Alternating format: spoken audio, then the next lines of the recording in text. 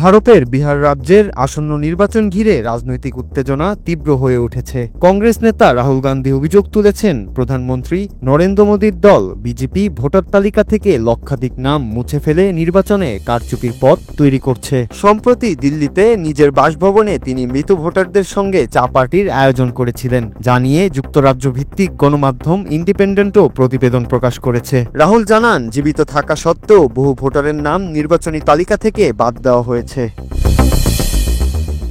রিপোর্টে বলা হয়েছে, ৬৬ বছর বয়সী রামিকপাল রায় নামের একজন তালিকা থেকে মৃত হিসেবে বাদ পড়েছেন, অথচ তিনি জীবিত এবং ভোট দিতে চান। নির্বাচন কমিশন জানিয়েছে, বিশেষ যাচাই অভিযানে প্রায় ৬৫ লাখ ভোটারের নাম বাদ দেওয়া হয়েছে। কমিশনের দাবি, এসব ভোটার মৃত, অনুপস্থিত বা স্থানান্তরিত হয়েছেন। তবে বিরোধীরা বলছেন, এই পদক্ষেপ রাজনৈতিক উদ্দেশ্য প্রণোদিত। বিশেষ করে বিহারের রাঘোপুরে তেজস্বী যাদবের সমর্থকরা এতে ক্ষতিগ্রস্ত হয়েছেন।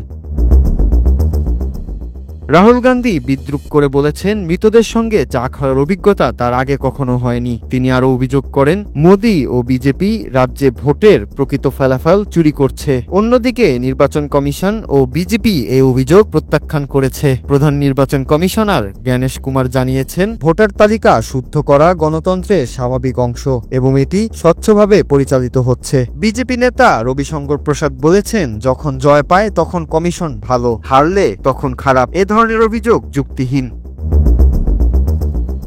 রাহুল বর্তমানে বিহারে ভোট অধিকার যাত্রা চালাচ্ছেন। তিনি দাবি করেছেন, মোদী, অমিত শাহ ও নির্বাচন কমিশন এক হয়ে জনগণের ভোট কেড়ে নিচ্ছে। তবে কমিশন বলছে, বিহারে ২০০৩ সালের পর ভোটার তালিকার প্রথম বড় শুদ্ধি অভিযান চলছে, যার লক্ষ্য মৃত ও ভুয়া ভোটারদের নাম বাদ দেওয়া। নির্বাচনের আগে ভোটার তালিকাকে কেন্দ্র করে বিরোধী দলের অভিযোগ ও শাসক দলের জবাবের কারণে রাজ্যের রাজনৈতিক পরিস্থিতি ইতিমধ্যেই উত্তপ্ত হয়ে উঠেছে। Noor Raju, Bangla TV news desk.